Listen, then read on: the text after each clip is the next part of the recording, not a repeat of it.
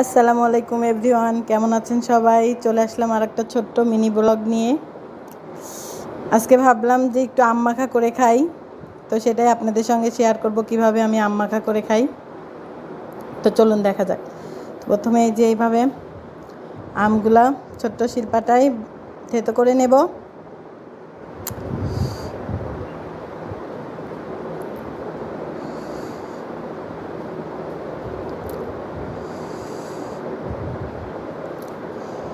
সব আমগুলি থেতো করে নিয়ে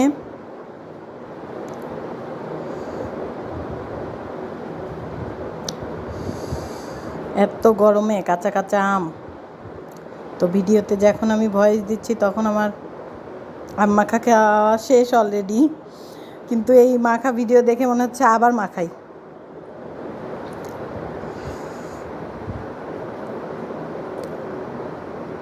ইয়াম্মি টেস্টি টেস্টি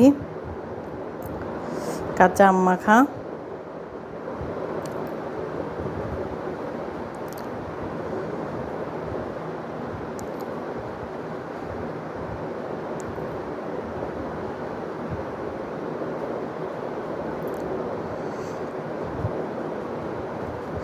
এই যে সব থেতো করা হয়ে গিয়েছে, তো এমন দেখাচ্ছে, দেখেন অনেক লোভনীয় দেখাচ্ছে কালারটা। একটা একটু পাকা পাকা হয়ে গিয়েছিল,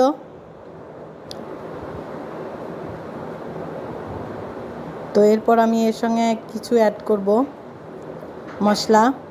তো এই যে 2টা কাঁচামরিচ দিয়েছি, কারণ এটা আমার বাচ্চারাও একটু খাবে, ওই জন্য আমি ঝালের পরিমাণটা কম দিয়েছি। ধনিয়া গুঁড়া একটুখানি, মরিচের গুঁড়া দিয়েছি আমি, কারণ বেশি ঝাল হলে এমনই সাবিতবাবু খেতে পারবে না। লবণ,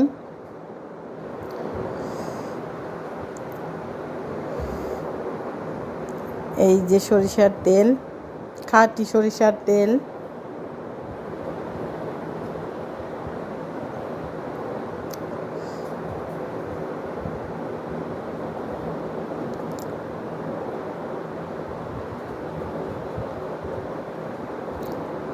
এরপরে আমি দিয়ে দিলাম একটু চিনি।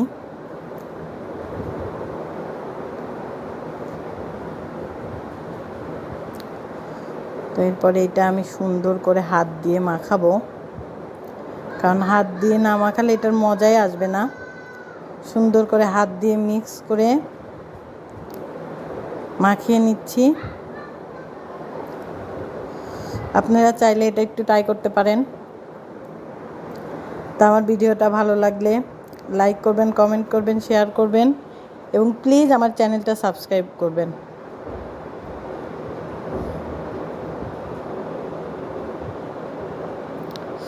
সবাই ভালো থাকবেন। আল্লাহ হাফেজ।